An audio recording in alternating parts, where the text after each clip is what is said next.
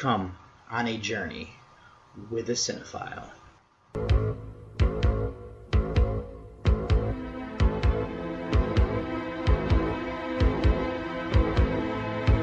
Wake up, sucker. We're thieves and we're bad guys. That's exactly what we are.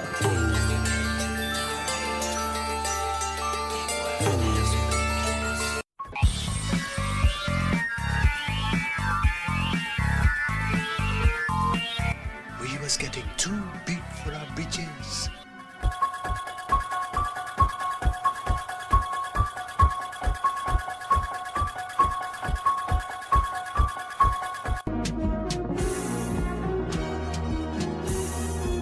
What an excellent day for an exorcism.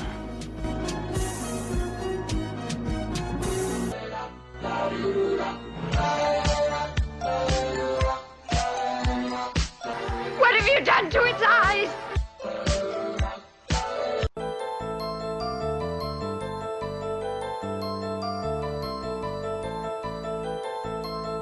I said, I'm not gonna hurt you. I'm just gonna bash your brains in.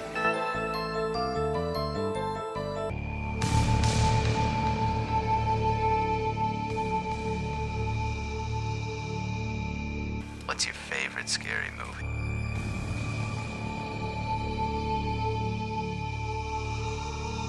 Biddy well, little brother. Biddy well. Hello and welcome, listeners, to episode 268 of Journey with a Cinephile, a horror movie podcast. As always, I'm your tour guide here of David Garrett Jr., and I am recording out of Columbus, Ohio. So first off, let me go ahead and just apologize for my voice. I actually went out for the Ohio State versus Tennessee playoff game, and as you can tell, I went a little bit harder than I probably should have, and my voice is now suffering. And you'll actually notice is that most of these reviews were actually recorded ahead of me, going out and watching that and everything, except one. It's kind of funny because it ends up being in the middle, but I do record stuff out of order as a peek behind the curtain. But for this one here is going to be my last winter year-end episode here, number 25, as I'm going to be pairing up Don't Open Till Christmas, which is an interesting little United Kingdom slasher film that takes place around Christmas. And a little bit interesting is one of my mini reviews that I'm going to be talking about here in a second. But I'm also going to be pairing that up with Apartment 7A, which doesn't make for the greatest double feature here. Outside of there is a Christmas scene in that one, but that's a 2024 watch. So then for mini reviews, I have The Halfway House. This is from 1944. Trivial, which is a 2024 screener that I got to check out. I gave a rewatch to Lowlifes, which is a 2024 film as well. And then I ended up doing Silent Night, Deadly Night because I didn't really want to go out on Friday and, with everything coming up with the game and whatnot. So that is a Friday the 4th rewatch from 1984. And then I have a documentary of Curse of the Blair Witch, and then a book that I got to check out as a critic copy of Doomed Romances. So I'll get more into that during the mini reviews. So I don't think there's anything else I need to do here for this intro except saying thank you so much for listening, and I hope you enjoy coming on this journey with me. Pod Nation TV has you beamed up with Out of This World award-winning podcast, found exclusively on Pod Nation TV. Download Pod Nation TV for Roku and Fire TV. Pod Nation TV, Out of This World. And for my first mini review here is going to be my Friday the 4th 1944 watch of The Halfway House. This is from, of course, 44. This is directed by Basil Dearden. Now, there's a couple people here to include here. This is based on the play The Peaceful Inn by Denis Ogden. Now, screenplay was written by Angus MacPhail and Diana Morgan. And then there's a script contributors here to Roland Pertwee and T.E.B. Clark. So this one stars Mervyn Johns, Glynis Johns, and Tom Walls. This is a drama, fantasy, horror, mystery, sci-fi film that's from the United Kingdom, currently sitting on a 6.6 on IMDb and a 3.3 on Letterboxd, or a synopsis being, a group of travelers, all with something to hide in their past, arrive at a mysterious Welsh country inn. There is a certain strangeness in the air as they're greeted by the odd innkeepers.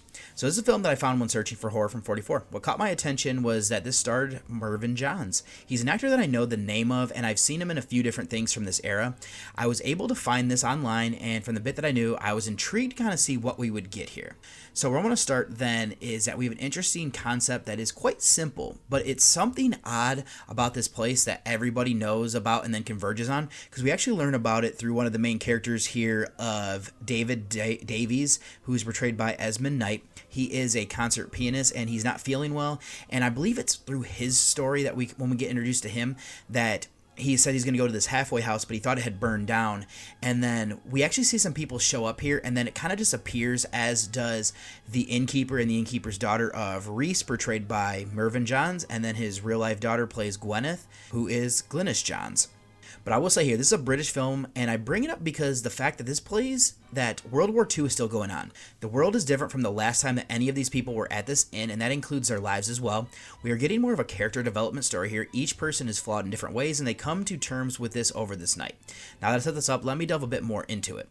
Where I'll start is that this isn't a traditional horror film. Even though that this was 80 plus years old, I'm not going to spoil where this goes or why it puts it into the realm, especially for the year that it was made. What I will say though is that we're getting early variation on like the purgatory story. The reveal at the end gets tense. There are hints that they drop throughout that this inn could be haunted. Having all these characters converge here, having issues that need to be resolved is good. They feel real as well. Now we have things that they've dealt with or they're kind of avoiding, so that adds an element where I could connect with them. There's only one true villain here, and where the rest are kind of just dealing with real issues. So let's shift over and talk about the acting performances, since this is more of a character study. It is fun that Mervyn is the, father in real life to Glynis, and that they are father-daughter here. They're good as the guides to everybody's experience. Glynis also has an interesting voice. And then we also have here, let me start running through some of these people, is that we have Tom Walls, who is Captain Meadows, and he's married to Francois Rosa, and she is Alice Meadows. Captain Meadows was a sailor. Now he has retired, and then their son joined the military, and then he passed away during World War II. So these two are kind of struggling, not really doing very well. And I think both of them do kind of capture this, and it'd be a tough thing to kind of deal with as well. Then we also have already brought up Knight, who plays Davies. He actually doesn't have long to live, so he's kind of coming here to see if he can extend his life out a bit longer and actually kind of learn some interesting things here. We have Captain Fortescue, portrayed by Guy Middleton. He actually was court-martialed, so he spent time in prison, but he doesn't believe he actually was guilty of the things that he was accused of. So it's kind of interesting that he's friends with William Oakley, who is Alfred Drayton, who's actually a war profiteer, and he's really the only true villain that I see in this movie. Then we also have Valerie White, who plays Jill French. Her husband here is Squadron Leader Richard French, portrayed by Richard Byrd. What's interesting there is that they are getting ready to go through a divorce, and they have a daughter of Joanna, who is Sally Ann Hose, who kind of plays like a Parent Trap type game here, where both of her parents end up showing up here, and they weren't supposed to. Then we also have Margaret, portrayed by Philippa Hyatt, and Terrence, portrayed by Pat McGrath. What's interesting there is that he's Irish, and he's actually going to be going to Germany for work, and she is actually in the military or did something along those lines, and she doesn't like it. So they really got to kind of come to terms to what everything's going on there. So everybody has a rich backstory, and I like what they do there. All that's left then is filmmaking. I thought the cinematography and framing were good to capture the isolated location that this is set. I also like that they do hint about this inn being haunted, or that it could be something wrong with the keepers. They do subtle things with the effects that were in camera. I appreciate that. Other than that, the soundtrack fit for what was needed. In conclusion, this is an interesting variation on the haunted house film. It doesn't go into horror as much as I would like, but it makes up for it by having good acting performances.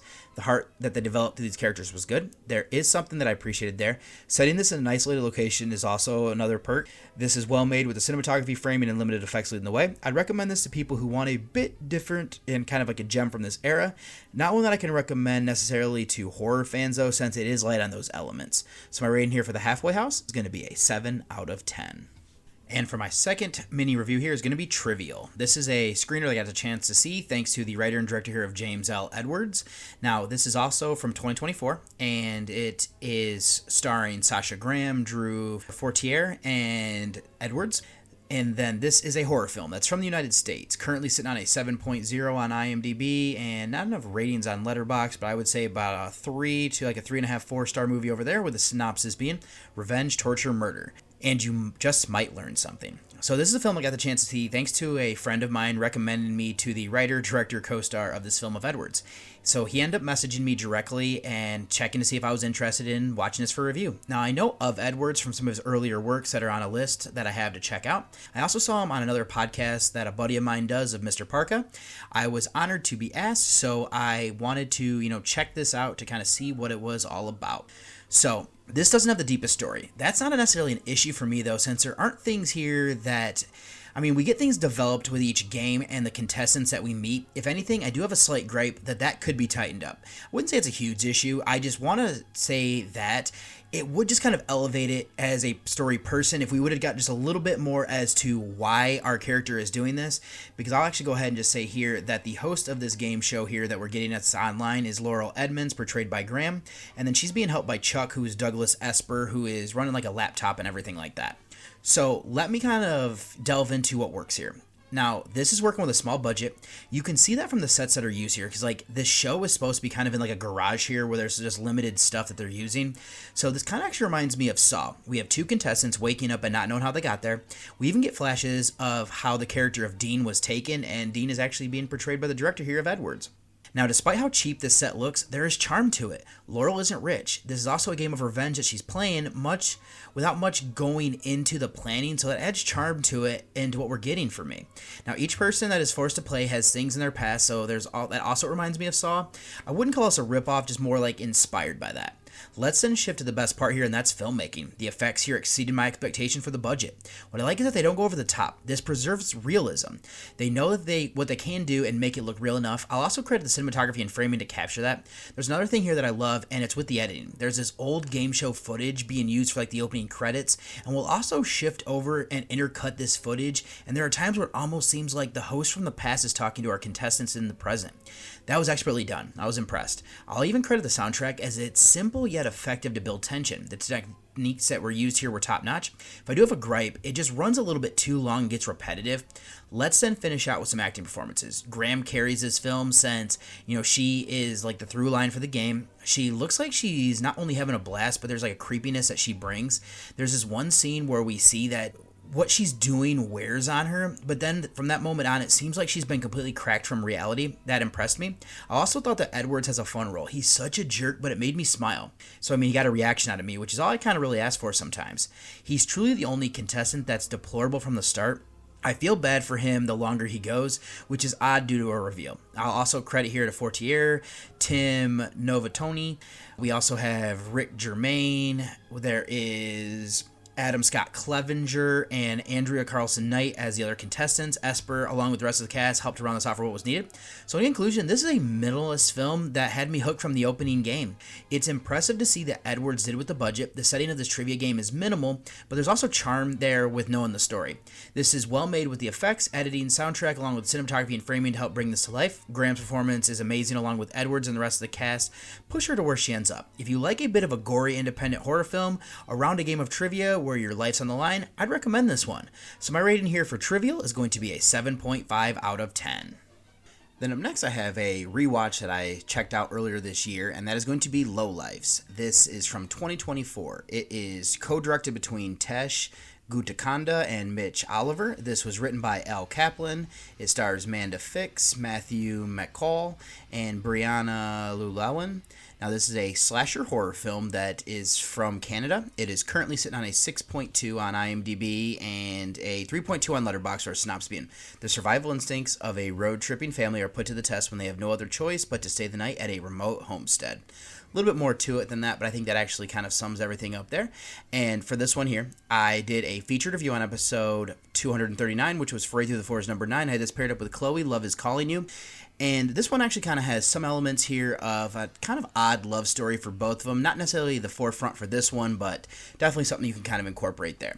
So this one I'm going to end up being even lighter than I normally would for these recaps here, just because there are some spoilers here that I don't want to give away if you haven't seen this movie yet, because would recommend giving this one a watch. I do like how we have these conventions that we've seen in other type of movies. Like, you have some exploitation stuff here as we get to meet characters of like Vern and Billy, who kind of seem like they could be up to some nefarious things, and how this family kind of goes from there with it and everything. So I did think that's kind of a cool little thing to play with there, especially because if you've seen movies in these subgenres and you kind of know about that. Vern being portrayed by Richard Harmon, and then Billy is being portrayed by Ben Sullivan.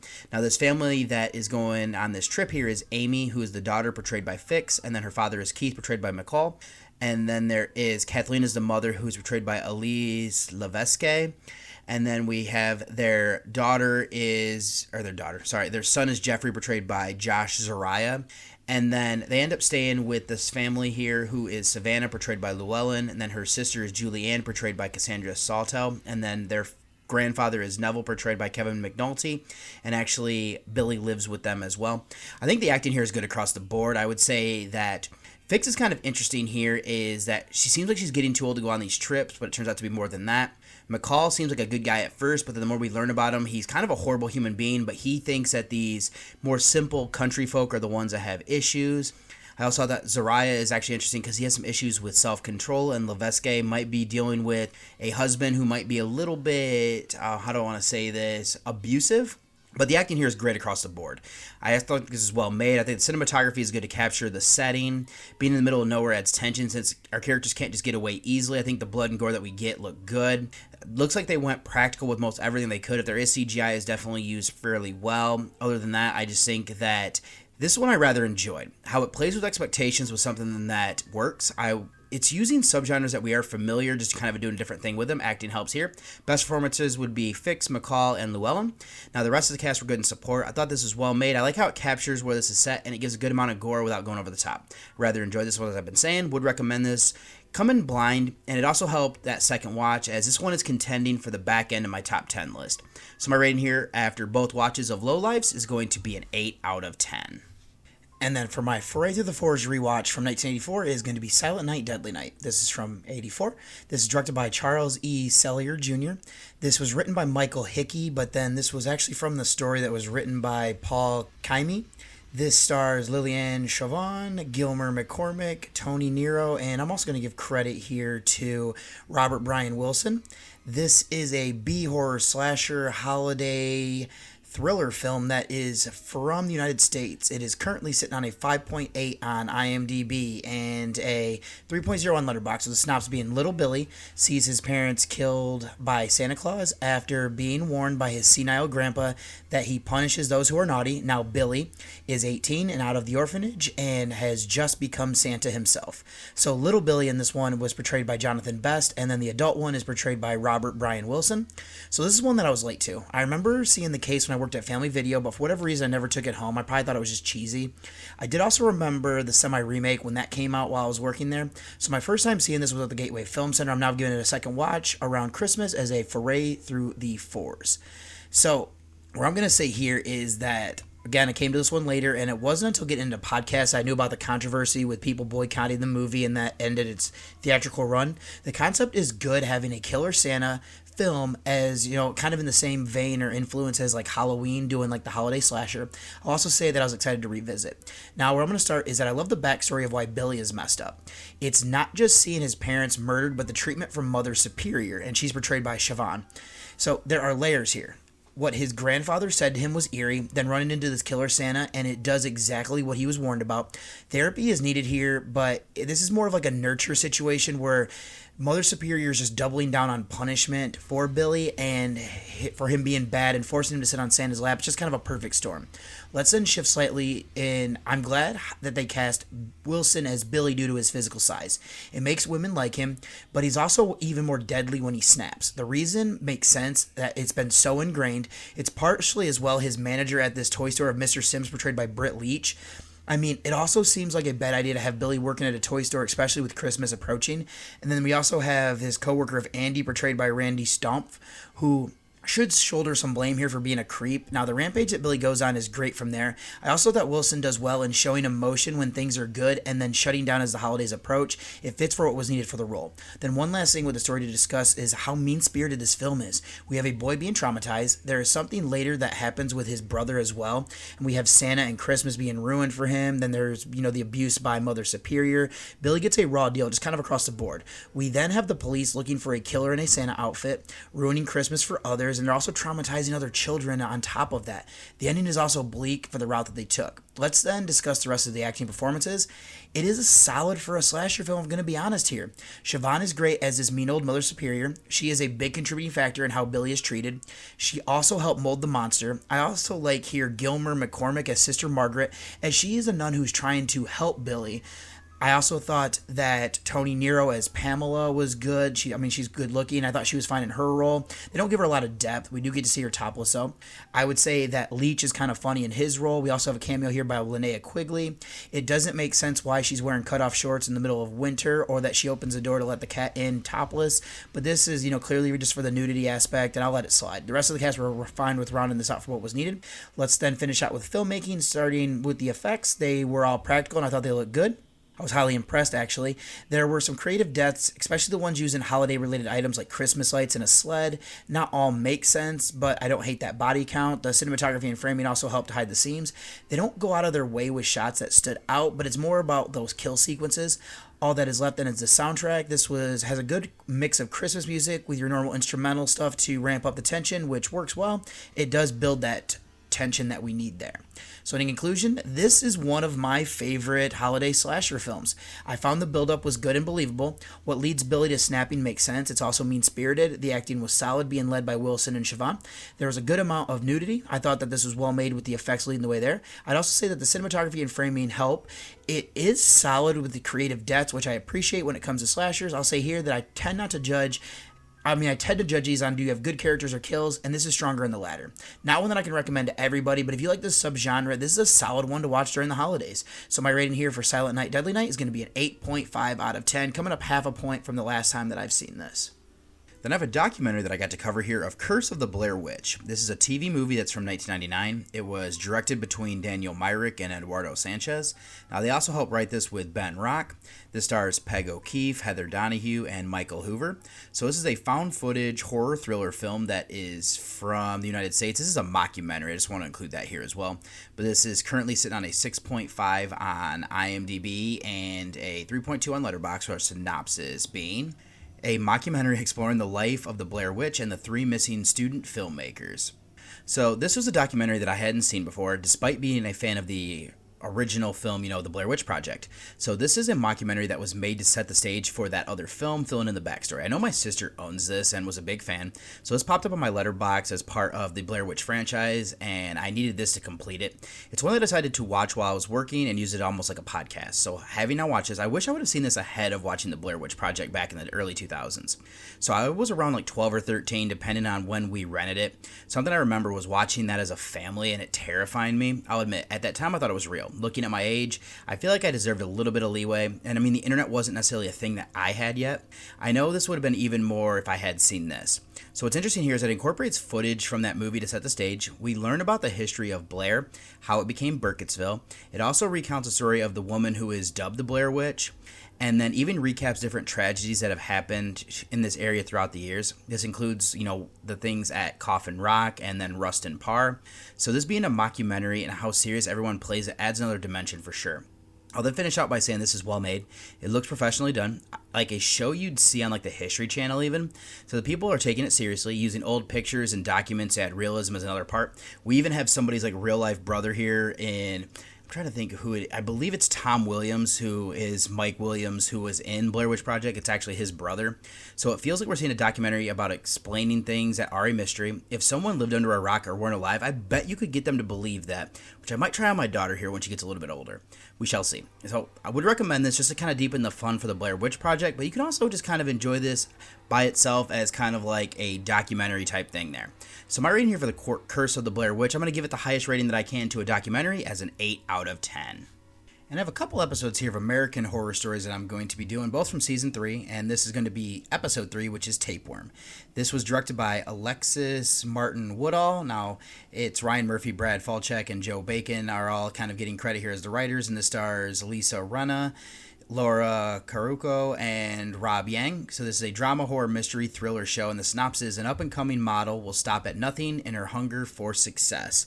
So this is one where we're following a couple characters here of Vivian and Hunter, I believe, Heather, that's the two women here, and they end up becoming friends as Vivian is portrayed by Karuki, and then we have Heather Billings is portrayed by Hazel Gray.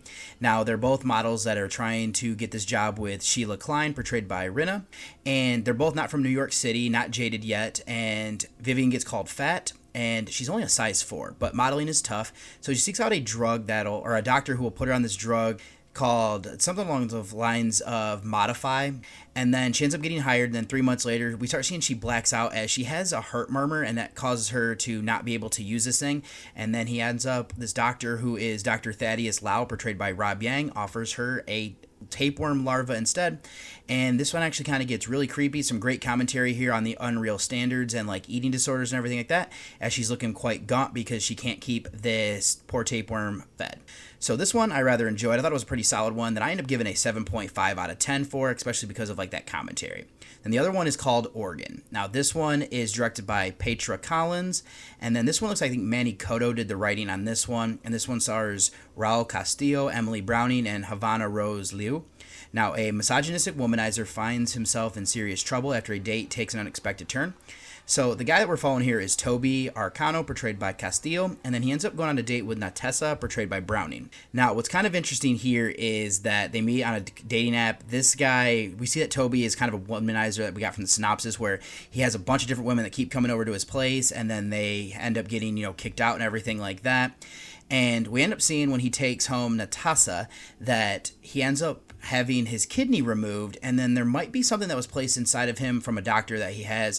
Brownie might be part of a secret group. He ends up dyeing his hair, creates a fake identity to try to get in, and this one, more of these people around him are actually more involved than he even realizes, and I'm kind of going to leave it there because I don't want to spoil anything with that one, but I end up giving this one a 6.5 out of 10. I think there's some good ideas here, but I don't necessarily know if it works as well as they were going for, but still a solid episode. Then for a little bonus review that I'm going to be doing here that is going to kind of end out all these mini reviews is going to be Doomed Romances, Strange Tales of Uncanny Love. So this is a book that I got the chance to check out thanks to Valerie from Independent Publishers Group. And the little press release here before I get into the synopsis and everything is romance is not always rose petals and happy endings. Sometimes romance leads to tragedy. Readers will be seduced by tragic romances tinged with dark magic and horrifying otherworldly creatures. Editor Joanne Ella Parsons brings together 12 dark tales ranging from 1832 to 2022. These include stories from infamous Gothic authors Mary Shelley and J. Sheridan Le Fanu to contemporaries like Nalo Hopkinson, Tracy Fahey, and V. Castro. So the synopsis here is: a prophecy threatens a dark upheaval for a star-crossed pair.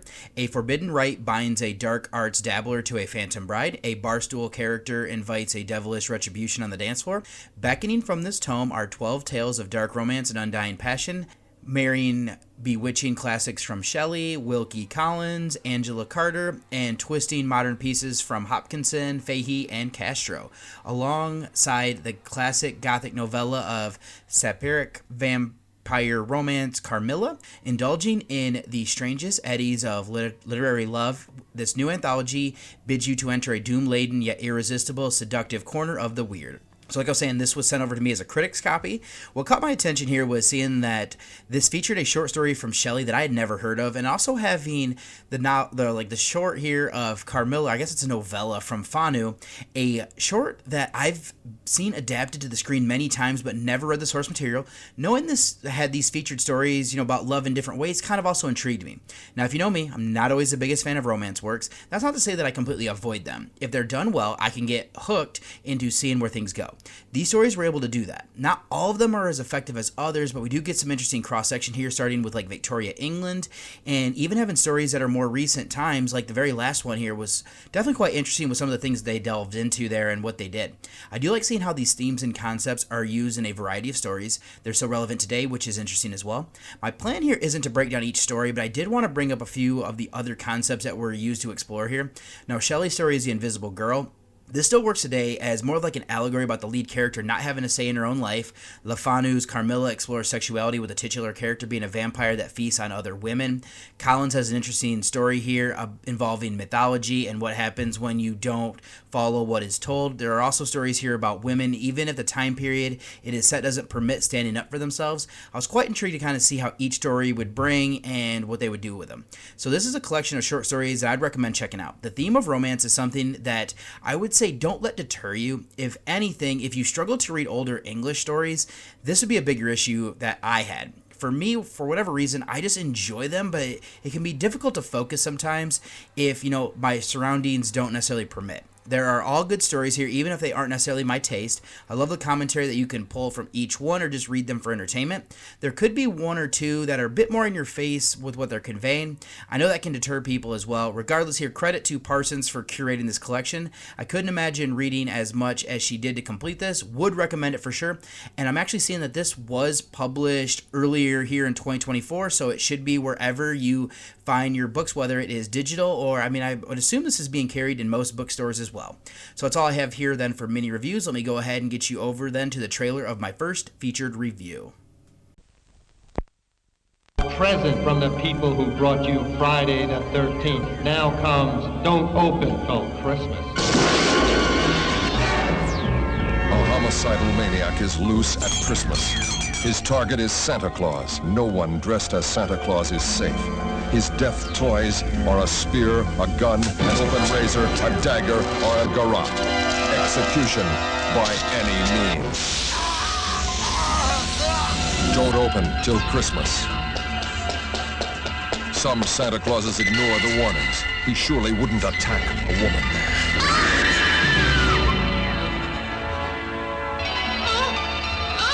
Don't open till Christmas with special guest star Carolyn Monroe.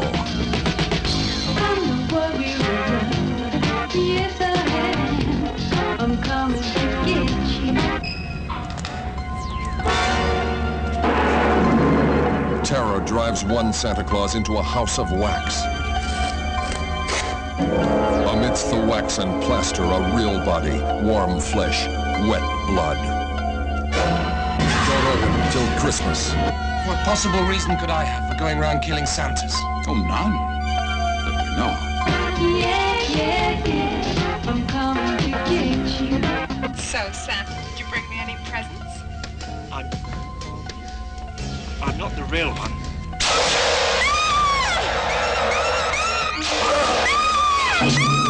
Starring Edmund Purdom, who knows there are only 3 more killing days till Christmas. Don't open till Christmas. If you do, you may not see in the new year. And for my first featured review here is going to be Don't Open Till Christmas. This is from 1984, directed by Edmund Purdom. And I also believe that there was some also directing done by Alan Birkinshaw, who helped do a rewrite here with Derek Ford. So this stars Purdom, Alan Lake, and Belinda May, while also featuring the likes here of Mark Jones, Jerry Sudquist, Kelly Baker, Kevin Lloyd, Wendy Danvers, Nicholas Donnelly, Pat Astley, Lawrence Harrington, Ken Hallowell, Ray Marioni, Wilfred Corlett, Ricky Kennedy, Sid Reg, Max Roman, and George Pierce. This is a horror mystery film while also being a slasher horror holiday one as well. So this is from the United Kingdom, currently sitting on a 4.7 on IMDb and a 2.6 on Letterboxd, with our synopsis being: somebody with little Christmas spirit is killing anyone in a Santa suit one Monday holiday season, and Scotland Yard must stop him before he makes his exploits into an annual tradition. So this is what I learned about through podcasts. It went on a list of films to check out at some point or another. This was decided due to the year doubling as a Fray Through the Force. So it's been a while since I had heard about this one, so I went in blind aside from, knowing that this is on Shudder to watch, and I knew this matched up with the year and the runtime. So let's go ahead and do some featured notes here really quick, and it's an interesting production from what I'm gathering. Our original director is Purdom, which is the only credit in this role. Then the director brought in to finish this project was Birkinshaw. He helmed 9 films and 1 short, first that I've seen, has 5 in genre with a couple of Poe adaptations of The House of Usher and The Mask of the Red Death. He also did Killer's Moon and Invaders of the Lost Gold. I'm actually going to jump down to, it looks like him doing a rewrite here. So he's part of the writer's room, but he also did 4 films and a short, first one I've seen. He also wrote Killer's Moon and Invaders of the Lost Gold. Then the other writer is Ford. He has 24 credits, first that I've seen, did 7 in genre, with the top 3 are Corruption, A Study in Terror, and The House That Vanished. And then we're going to move down to the cast now. First is going to be Purdom. He was in 78 movies and 1 short. Second of his that I've seen all the way through. I believe I've seen part of the Diary of Anne Frank. I know I watched part of one of these in school back when we read the play and everything. But in genre he did 14. Both of what I've seen are in this. The other one that I've seen was the wild film of Pieces. I have not seen The Fifth Chord, Absurd, or The Rift as the top 3. Then to his co-star of Lake has 23 features and 3 shorts. This is the first that I've seen him in. Did one other one in the horror genre with Playbirds. And then next up is Maine. She's actually still working from what I can see. But I've only ever seen her in this one, but I have 2 on my list of Wonder Woman 1984 and Crawl. Now, she was in 22 works and 2 shorts, has 4 in genre, with the ones that I've not seen being Alien 2 on Earth, Night Kill, and what looks like a documentary about this film. Now, since we have a weird cameo here by Monroe, I wanted to give her credit as well. So I've seen 11 of her 64 films for 17%. She has 13 shorts on top of that. Non-horror, I've seen the James Bond film The Spy Who Loved Me, Casino Royale, and The Golden Voyage of Sinbad. So in horror, she has 28, and I've seen 8. Her tops there would be Maniac, The Abominable Dr. Phibes, and Dracula AD 1972 that I have seen. The top 3 that I haven't are The Last Horror Film, Faceless, and The Black Cat from 1989. So then to jump into this film here, we start with seeing a guy dressed as Santa Claus locking up a door. He's spooked by a woman who turns out to be a significant other. They get into the backseat of his car to hook up. We are seeing a point of view from someone else who is watching and breathing heavily. This person comes up to the car, circling it and annoying the guy. He gets out and is attacked. Both are killed by this assailant. So this then shifts over to a Christmas party. Kate Borowski, portrayed by Maine, is helping her father get ready to come out as Santa. Now, her father is portrayed by Lawrence Harrington. Also in attendance is Kate's boyfriend of Cliff Boyd, portrayed by Sundquist. So this performance is cut short when Kate's father is killed by a spear that is thrown across the room. This is a mass party, so whoever the killer is got away without anybody realizing it, kind of like the scrum there. So the killings don't stop here, and New Scotland Yard is involved. Chief Inspector Harris, portrayed by Perdam, is tasked with leading the investigation. There isn't a lot to go on, though. Harris believes that Cliff is involved.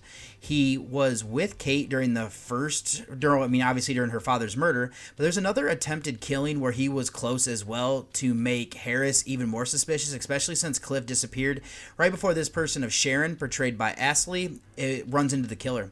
What they know is that he wears a heavy coat and a clear mask. There are 2 witnesses who also say that the eyes seem to be smiling behind that mask. Now, Kate doesn't believe that it's Cliff. Neither does Detective Sergeant Powell, portrayed by Jones. He gets an interesting phone call from a reporter of Giles Harrison, portrayed by Lake, who claims that he will help this detective solve the case, or at least give him some more information to help him get closer, which would help with, getting a promotion. As more Santas are slain, there is a peep show worker named Sherry Graham, who's portrayed by Baker, who sees the killer. She didn't get a good look, but the killer makes her a target. So then Powell learns interesting information that makes him suspicious of his superior. So that's my recap and action of the character. I want to start is that this is an interesting little slasher film from the United Kingdom. This feels like it was inspired by Christmas Evil, Silent Night, Deadly Night, and My Bloody Valentine, as well as other slashers that came out before it.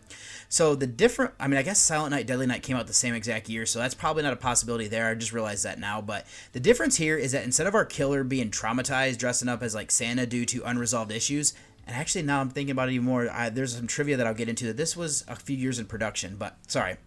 But what we're doing here is we have this killer who is attacking Santas due to unresolved issues and targeting people that are wearing the costume. I dug that, if I'm going to be honest.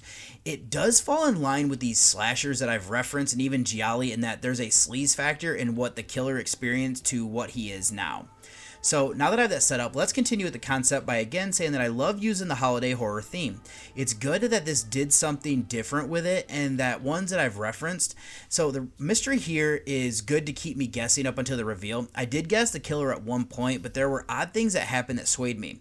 I'll credit the development of the story there. So we have Cliff, there's also Jerry portrayed by Lloyd, there's Giles Harris, and what we saw from the first Friday the 13th, the killer could be any one of these people or just a random person we met in passing.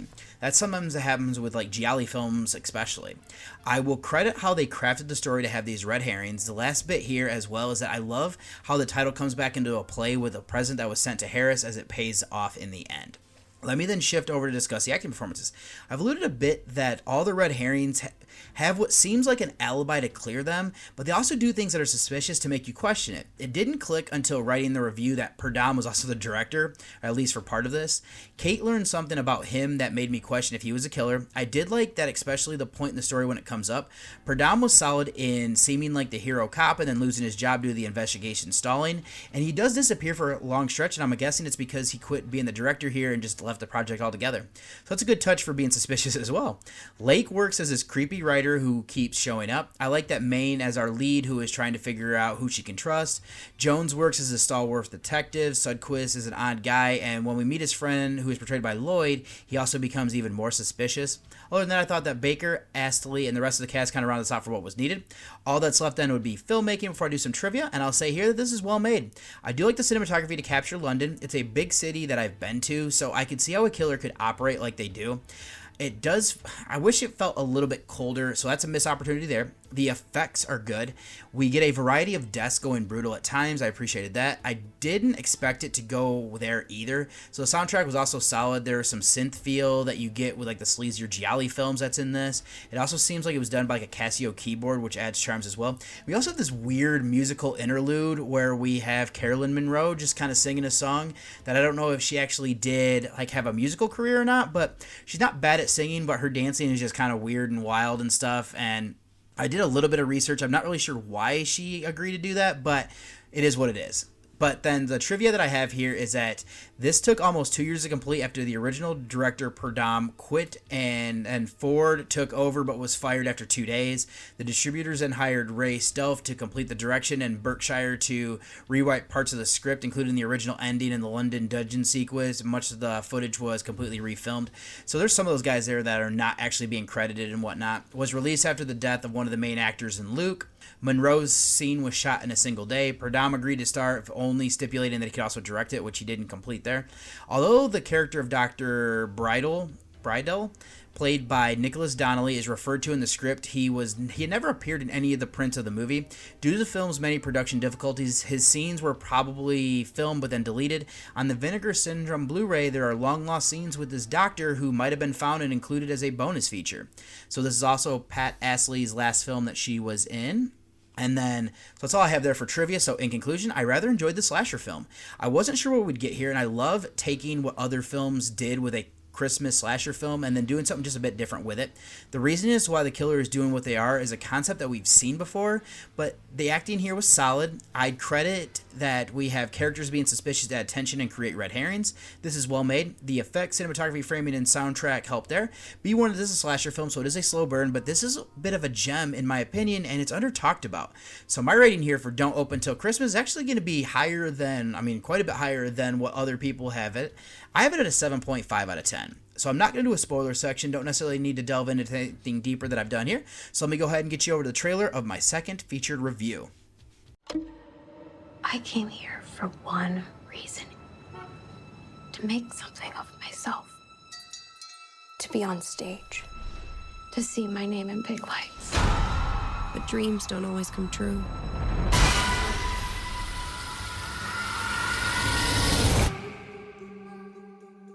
You know, when we found you... Whoa! You lost, honey? You were kind of a mess. We want to help. The place is yours if you want it. Terry, you don't even know these people. Look, moving into my own place feels like a first step.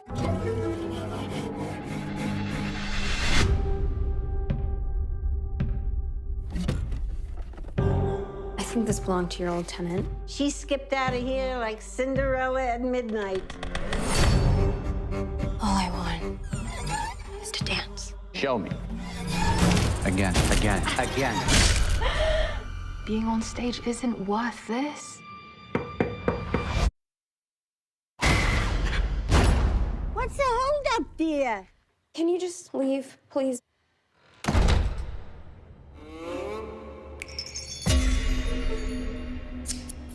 Maybe I shouldn't have bothered. Every single thing handed to you on a silver platter. There's something wrong with these people. I think something happened to the girl who lived here before me. They did ungodly things to her. And now they've chosen you. What do you mean? I need to know what's happening to me.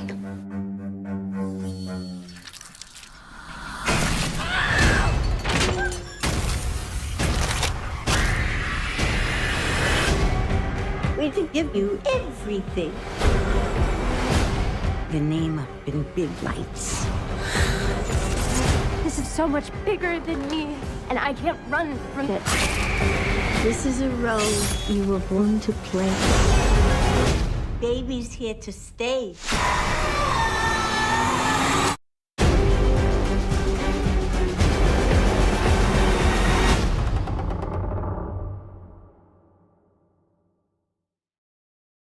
And for my second featured review is going to be my 2024 release here for this episode of Apartment 7A. So this is directed by Natalie Erica James, who also co-wrote this with Christian White and Skylar James.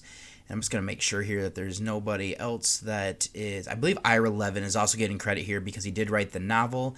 And then it looks like Skylar James also did the screen story. And then this is starring Julia Garner, Diane Wiest, and Kevin McNally, while also featuring the likes here of Jim Sturgis, Marlee Sue, Rosie McEwen, Andrew Buchan, Anton Blake Horowitz, Raphael Swallow, Tina Gray, Patrick Leister, Rachel Atkins, Andre Lillis, Simon Atkins, Lucas McFarlane, Dylan Baldwin, Sean Brown, and David Bardsley. So this is a psychological horror thriller film that is from a co-production of the United States, Australia, and United Kingdom. This is currently sitting on a 5.8 on IMDb and a 2.7 on Letterboxd, or synopsis being. A struggling young dancer finds herself drawn in by dark forces when a peculiar, well-connected older couple promise her a shot at fame. So this was a film that I was intrigued when I heard that it was coming out. One of my favorite films of all time is Rosemary's Baby. This is a prequel to that, following the young woman that Rosemary meets while doing laundry. So I made this a featured review here since it is a 2024 release. I wanted to get this one in before doing my end of year list, and it also helped to complete the franchise on Letterboxd as well. So then before I jump into the movie here, let's do some of those featured notes here, and I'll start with our director of James. She has helmed 3 films and 4 shorts. I've seen both of her features now that are out, since the third one is something called Saccharine, which is, like I said, this one is on the horizon there. I don't think it has a release date as of yet, but her other film is also horror that I've seen, of Relic. This is the one where we have a family trying to deal with, something with with the elderly mother. So there are also 2 assistant directors here. The first is going to be Barry McCullough. I believe it's a he at least. This person has 11 credits and features in 1 short. I've seen 4 of them. Not horror, they worked on a live action Beauty and the Beast as well as Kick-Ass 2, and then A Perfect Sense. I've seen all of those ones. And it looks like they did one other one in horror with Black Death, which is on my list to check out. So the other person here that it was a assistant director is Danielle Cox. This is her feature film debut. Moving to the writer room, James also co-wrote this. She has the same credits as a director. So then there's also White, who has worked on 2 movies and 1 short. Has worked with James previously on Relic and this. Then the last writer is Skylar James, and they've done 2 features. This is the only one that I've seen, and that's the only one they've done in horror. Looks like they have one other thing. It's a documentary on video games called Mortal Kombat. So then there's also the writer of the novel here getting credit. I've actually read this book, well, at least Rosemary's Baby. Levin has 18 adaptations of their work, and I've seen 4, and they're all around this novel. Now, 7 of what they've done, though, are in genre. I've seen Rosemary's Baby, its sequel, and now this, which is, Look What's Happened to Rosemary's Baby, I think that's what that was called. I have not seen the different takes on the Stepford Wives or the sequel that came out there, which is the Stepford Children or Stepford Kids, something along those lines. Then to the cast. First is going to be Garner. She was in 23 films and 6 shorts. I've seen her in 5 things. Not horror, I've seen her in The Perks of Being a Wallflower, Sin City, A Dame to Kill For, and a fringe horror film of Martha, Marcy, May, Marlene. In genre, she has 5. I've seen 2. This and The Last Exorcism Part 2. I have not seen We Are What We Are. That's one on my short list, but it looks like she has also 2 upcoming features of The Wolfman that should be coming out, I think, very early on into this next year, and then Weapons. And then I'll look at Wiest. She has been in 56 motion pictures. I've seen 3. Not horror was Edward Scissorhands, which I do know that the encyclopedia I'm working through does kind of consider that's a fringe one. Has 2 in horror with this and the classic The Lost Boys. So then last I'll look at is McNally, who I recently actually just watched in the first Pirates of the Caribbean movie, The Curse of the Black Pearl. Didn't click until now that this is the guy who was on the ship in the original one. He actually is the one who's in every one of those movies. But he has also been in 73 features and 9 shorts. I've seen 11. He's been in all 5 pirate movies I was saying, which I've seen. Also was in The Spy Who Loved Me and Entrapment. In genre, he has one other one, which looked like it was from 1990 of Jekyll and Hyde, and then there's an upcoming project he's attached to called Primate. Alright then, We start this off with seeing Terry Giaffrio. I think that's how you might say that last name. And this is portrayed by Garner as she's performing. She's a dancer and has bad luck. She lands wrong, hurting her ankle. It requires surgery, and we see that even months later, it's still not healing properly. Probably doesn't help that she doesn't have an income if she cannot dance, and it's causing to be a nagging injury because she's not resting enough, and no one will hire her. So then she has an interesting audition here that she goes to for Leo Watts, portrayed by Buchan. He pushes her, testing to see how strong her ankle is. Terry does everything that is asked of her, going as far to beg by telling her story to them. In attendance is the writer of the play, Alan Marchand, who is portrayed by Sturgis. He comes on stage and tries to humiliate Terry, but she stands up for herself. Now, she is running out of options, though. Her best friend is Annie, portrayed by Sue, who is doing everything she can to help. Terry gets the bold idea of sneaking into Alan's apartment building to see if she can discuss things further. She is taking too much pain medication and ends up not getting through and ends up passing out near the Bramford and throwing up. This happens in front of the Cassavetes, Minnie portrayed by Weist and Roman portrayed by McNally. They take her in, give her a place to stay, and make breakfast for her in the morning. They take a liking to her, wanting to help her get back on her feet, and they actually say that there was another young woman who was in this other apartment that they own, and they helped her. She moved on, and they're willing to let her stay there for free. Minnie also sets up a get-together for her to talk to Alan more directly. This is a ploy where it ends up being just those two. Terry passes out, and when she wakes up, she has a large bruise on her wrist. She had an odd dream that was like a musical number, and there might have been a creepy entity coming after her. And she doesn't remember much of the night, though. Alan lets her stay in his apartment, which made her nervous. Now, she's shocked to learn that he gave her a spot on the chorus line. She just doesn't remember that, that was what was agreed upon. So this doesn't sit well with the lead of that play, of Vera, portrayed by McEwen. There are rumors that she slept with Alan and she doesn't have the talent. That is until a neighbor gives her an ointment that all but cures her injury. Things are looking up for Terry until a fateful night where another complication that will change her life forever. So that's really my recap and introduction of the characters. What I want to start is that, giving a disclaimer here, that I'm not the biggest fan of prequels. The reason being is that I know how it has to end, and if it doesn't fit, it's a failed attempt. If it does fit, then I already know the ending, so it doesn't carry as much tension, so it's a catch-22 in my eyes. The thing that I hope most is you can make an entertaining film. What I will end this out by saying is that this one did have some freedom to develop Terry as a tenant in the Bramford that the Cassavetes were fond of before Rosemary. Now that I've set that up, let me delve deeper here. I know I've already said that what I have about prequels, and that's why they don't work for me. Something that does great here is the casting of Weist and McNally as Minnie and Roman. They're a darker side, especially to the former here, that I want to give credit for, that you don't necessarily get in the original Rosemary's Baby. She gets significantly more annoyed here than the original film. Part of that, though, is the fact that Terry is a young, single, independent woman who wants to be a star. She is working hard for it. When she doesn't fall in line with Minnie, they butt heads. This isn't a slight at Rosemary. She was a married woman, though, and they were considered already having children, but I believe that they were waiting for Guy to get more work consistently. I love looking at this concept here with a similar yet different point of view, especially in consideration of the feminist angle. So I did want to pivot here with a differing angle. This film borrows structure from Rosemary's Baby. There are elements here that are similar with just variations on it. You can correlate things that happen like at practice with Terry getting better part in the play, which is what happened with Guy. Terry having a similar experience like Rosemary did early on into staying here. There are more than just that. I just wanted to give kind of a couple examples that just jumped off the top of my head when I was writing my review. I can appreciate it as a fan, since I can point them out and do the Leonardo DiCaprio thing here where I sit forward and stuff like that. But my guess is that these are also here to help, or assuming that newer viewers who aren't as familiar with the original one might not get it, and it's an Easter egg for those that do. And I mean, I'd also say that it does make me want to watch the other film, which is better in the grand scheme of everything. So the last part here to explore would be religion. What is an interesting thing here is that Terry isn't religious from what I kind of gathered, but she's also not an atheist. It's less prevalent here until she learns more about where she's living. So there's a nun that helps her who knows about the people living in the Bramford, and that was interesting to me. I do like that Adrian Mercado is referenced and that this play being put on is a variation of one of his most popular works. That's a good Easter egg there. Let's then go over discussing the acting performances. Garner is good as our lead. I like that she's a strong, independent woman who is doing everything she can to succeed. She was dealt some bad hands and fought to get back. She won't be bullied either. It's a good leading performance, and I've already said how good Weist and McNally are. They fit well in the roles already set up from the original. Sturgis is good as this arrogant playwright. I like him along with Buchan. Sue works as Terry's best friend, and I like McEwen along with the other dancers here to help build that character of Terry through negative things. The acting was solid across the board with no issues there. So I'm going to do a little bit, or I'm going to do the filmmaking before I get over to some trivia. And by the nature of the story, this is a slow burn.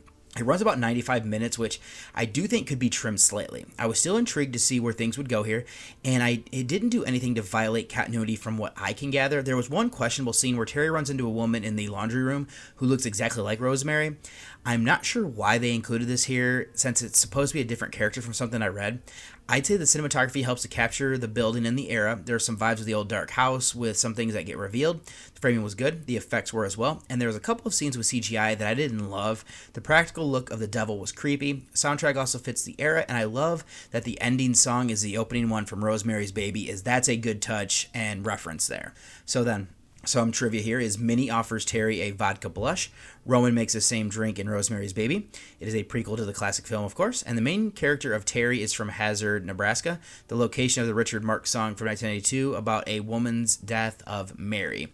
And then there's also a reference here to the nickname that Terry gets, and some of the stuff is going to be into the spoilers, so I'm not going to do that because I don't want to spoil this movie, even though some of the stuff is clearly just kind of talking more about Rosemary's Baby. In conclusion, though, this is a film that is a tough play for me. Prequels don't work as well since they have to end in a certain way to fit, and it can struggle to build tension. Thought that this would told an interesting backstory to a woman who lived in the building before Rosemary.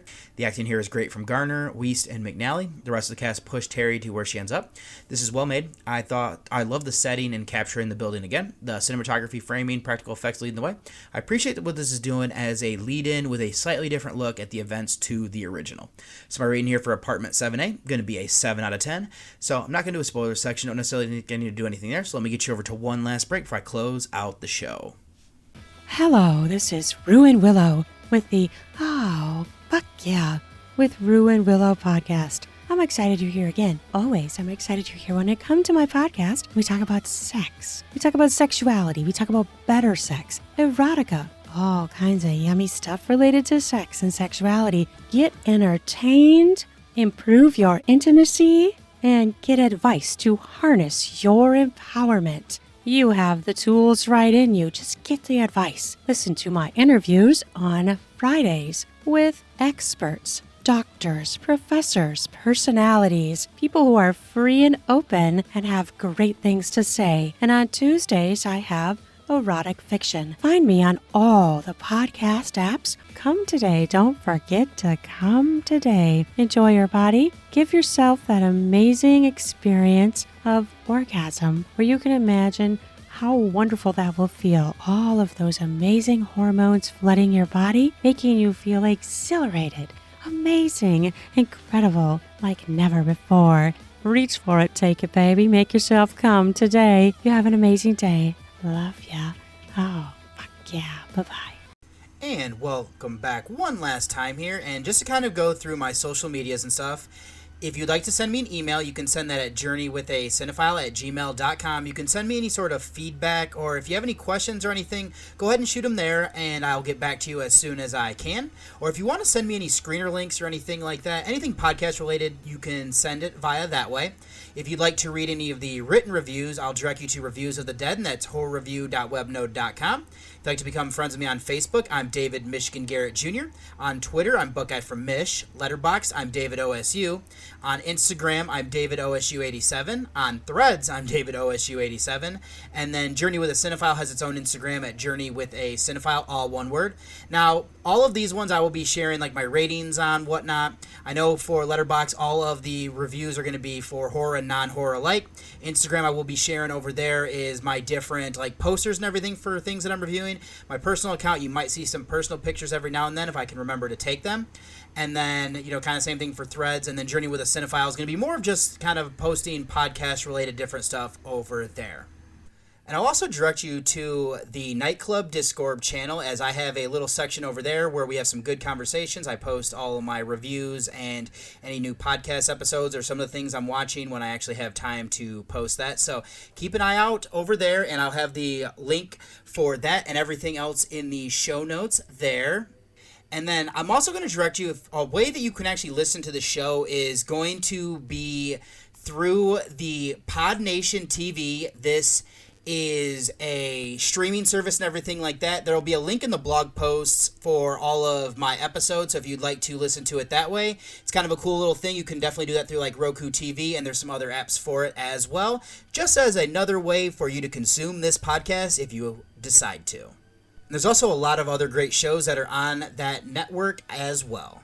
And for my next episode is going to be the culmination of everything that I've been doing here for this year. Is it's going to be my top horror movies from 2024. As of right now, I don't know how many I'm going to end up with. I know I'm going to go see Nosferatu at the Gateway Film Center. That's going to be probably the last new release. I do have some screeners that I'm trying to work in as well, so we'll see there. But I mean, as I'm sitting right now, I'm very close to like 2024 watches. So my goal there is going to be, I should be able to have a bottom 10, honorable mentions, and then I'll do my top 100 for everything that I have watched. I'll go kind of brief, how I do the list episodes. Normally, like I said, I'm going to go see Nosferatu.